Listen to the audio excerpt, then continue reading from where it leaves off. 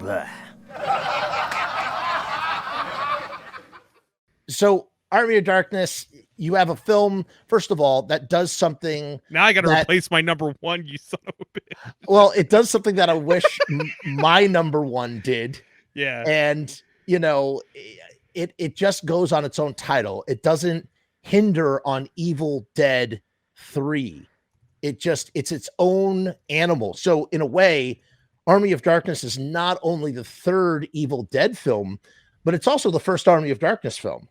And in another way, I know this is going to sound really crazy, Army of Darkness is the film that started it all for, say, the Evil Dead, the Ash versus Evil Dead franchise, or series on Starz. It's like you said, it's a pivot point. It's where Ash became the pop culture icon. Right. And again, much like Sidney Prescott, the star, the vehicle of this, you know, normally it's Freddy, Jason, Michael Myers, the Leprechaun, Chucky, you know, in two scenarios with Scream and Evil Dead, it's the protagonist who is the monster icon or the slayer of monsters. In this case, it's Ash. And they, you know, turned everything on its head. And really, everything that can be said right up. Just look at the poster, man. Look at the beautiful poster art with Ash, you know, trapped in time, low on gas, surrounded by evil. Well, you know, surrounded by evil and low on gas. Yeah, and I literally say that every time I'm low on gas in the car, driving my daughter to pre-K. I'll say that to myself. I'll say, trapped in time, surrounded by gas. Trapped in time, surrounded by evil, low on gas. And you know, I just, you know, and what's interesting too is the tone shift from Evil Dead, which is just talk about, here's a film that's comedic, but is done with such like serious conviction. Everything that they do in Evil Dead is meant to be serious, even though it's not, even though it is comedy. You know, these guys are just as these guys are primarily influenced by the Three Stooges. So the original Evil Dead, despite being the ultimate experience in grueling horror, terror, whatever, right, is actually subversively, it's a Three Stooges film. And then as they got more clout and more success, they were able to really wear that influence on their sleeve more and more. And, you know, for anybody who's had the treat of getting to watch Crime Wave, which is the Coen brothers. I love it too. I've seen it. I have it on Blu-ray and I watched it twice back to back, once with the commentary and once without. And what's so great about Crime Wave is it's literally all of the punk rock tenacity of the Evil Dead filmmaking spirit, but applied to something that's not Evil Dead. And it's like, I wish we got 10 movies in the 80s that were just one after another with that same kinetic style. And obviously that flows right into Evil Dead 2, which takes itself a little less seriously and starts going really cuckoo, and then goes full on slapstick with Army of Darkness, which is actually my exposure to the Evil Dead. It was the first one I saw. I saw that poster, RKO video, 1992. I remember being a small child, seeing that poster and just like marveling at it, not understanding what it was, then catching it on late night TV and sort of getting it, and then watching the movies backwards. Then I watched Evil Dead 2, which became my spirit animal, followed by the Evil Dead. And, if I could say that, like I said to you earlier, my number one, which was, now my list is all messed up. My list is destroyed by everyone watching. My list is destroyed now. That's the goal now of these top five shows. Totally destroyed. Torpedo the other completely.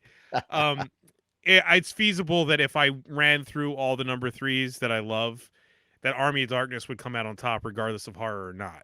Ooh. But let me say this.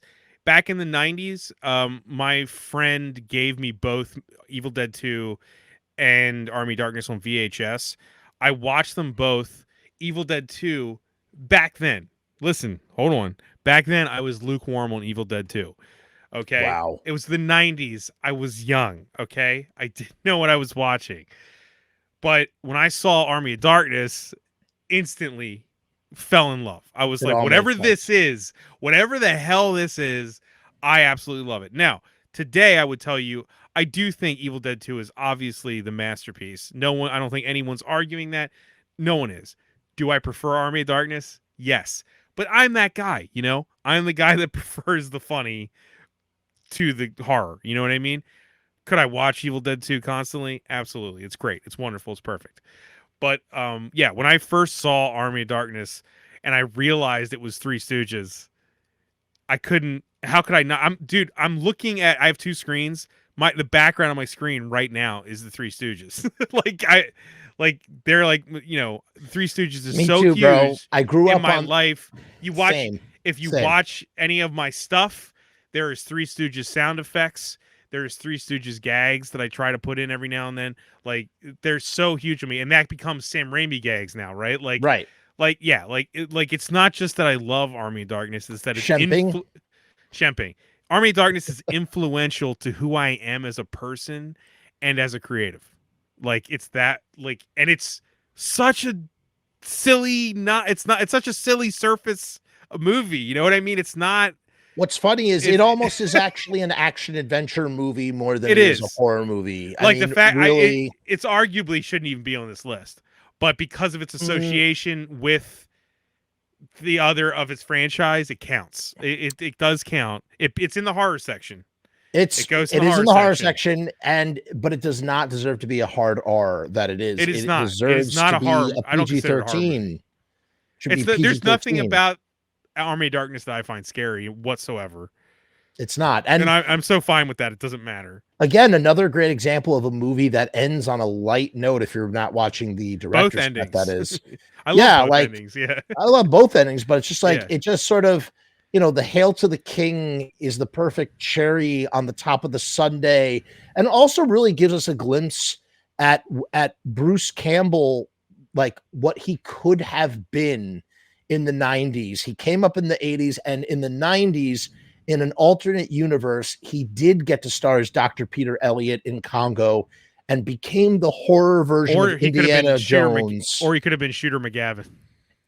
Was he up for that role? Yeah, famously. I did dude. not know that. He was almost. I honestly think. Shut up. I honestly don't know if it would have been better because Christopher McDonald is pretty great as Shooter McGavin, but that was one of the roles famously that would not almost have made got his career. It wouldn't have made it his career, but he would be Shooter McGavin and Ash at the same time. Yeah, fair You know? enough. But okay, novelty wise, that's great. But I'm talking about like what would have made him a friggin' Brendan Fraser, like in the Mummy type star.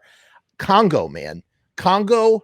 Here's the thing. I know you just did a show on it. Yeah. Yeah. It's a little video.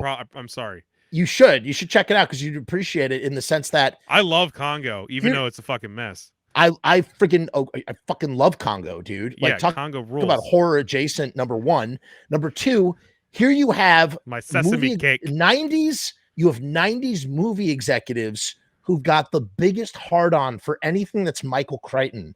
And they're like, what's our next Jurassic Park? And they're like, oh, killer monkeys with diamond lasers. That's a great idea. Okay, let's throw some Ernie Hudson in there, some Tim Curry. Like, I mean, what a stew, right? What a stew. And then they're auditioning people. Fucking Bruce Campbell is Dr. Peter Elliott, the main frigging guy. Bruce Campbell with a talking monkey at his side, trying to bring, and then of course getting a hold of the diamond laser and just, you know, cutting off monkey hands. Like that to me would have established him as this horror-centric Indiana Jones. We should have gotten. I wish we got more Congos. I wish there was 3 Congos. Oh God, I would love that. I would so love that. Listen, I'm grateful for what we got, and again, Ernie Hudson is so spectacular in that film. I can't say enough good things. But point being, Army of Darkness shows us what Bruce Campbell, could have been at the age I'm at, and when Army of Darkness hit in my life. It's one of those movies that for a while, for a few years, it became, I mean, I was young. It became my personality. You know what I mean? Yeah. Like everything. I was Army of Darkness. I had like 4 Army of Darkness posters literally hanging in my room. Like that's how much I loved that movie. I put it on whenever I'm feeling down, or I Ugh, just need a break, or I just want to yeah. hear it. I listen to the score in my car. It's like it's everything, you know. I just want to clarify. Brian says Raimi called his gag Shemps. So Yep. here's the thing. Yes. I don't know if he actually called them Shemps, or what he was doing was he was shemping, which was where he would take someone famously when the Three Stooges had Shemp to replace Curly. They were in the middle of shooting 5 or 6 shorts at the same time. Shemp died. They needed to replace Shemp with a fake Shemps. Of fake Shemp in order to complete the shorts. Raimi and Tappert and Campbell, they all knew this. So when they're making the Evil Dead and they have a skeleton crew, they start crediting people as skeleton fake crew, Shemps. no pun intended. No pun intended. You know, because they'd have to have someone slipping in as this ghoul or that ghoul or whatever, and that was Shemping, and that became. And I mean, I've done a lot of. I use Shemps in my work, and I had to Shemp many a time when I didn't have the actor. I just put on the clothes and, you know, put my hand in the scene or whatever. Everybody does that when they're making movies and whatnot. It's like a thing.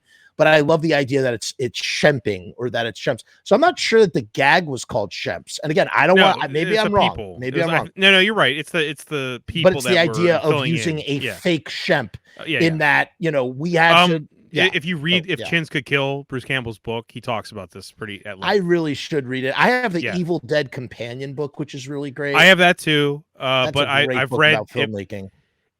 Bruce Campbell talks about it pretty exclusively in his books too. So I got to pick that up for sure.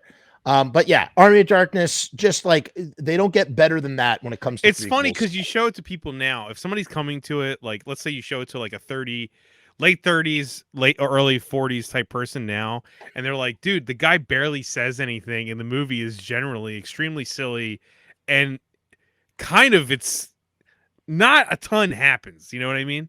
Like it's like if you show it to someone now, and I'm like, I know, but that's what I love about it, the absolute simplicity of it. Yeah, and the fact that somebody gave Raimi back then money to do like this giant siege on a castle and stuff, like the fact that they even got that opportunity, you know what I mean? It's crazy. Its alternative title is known as The Medieval Dead, which I also really like. It's a really good title. Yeah, it's a good title. It's arguably way better. But and one last thing to say, Brian also makes mention. He says, "Do you consider Evil Dead 2 as a sequel to the first or a weird remake?" And they said it's both. Yeah. However, recently on Twitter, Bob, this seemed to be a hill that Bob was willing to die on, in the sense that he refused to acknowledge that The Evil Dead is self-contained, a completely self-contained film. While I agreed with whoever the random stranger was, who said that Evil Dead is a completely self-contained film. At the end, the evil does get Ash, and of course, when they made a sequel, they picked up where the first one left off, as Bob said, about, you know, honoring the canon, except in this case, they didn't have the rights, so they had to remake the movie. Did Sam Raimi make another movie that generally has the same canon? Yes. Yeah, but when you look at just the first movie alone by itself, like many first movies, it can stand on its own. Right. So it doesn't what self-contained. But that's what self-contained means. It's a self-contained movie. I don't even know why it matters. You know, I don't either, but it doesn't really matter. It doesn't really matter, but it does. It does, but it doesn't.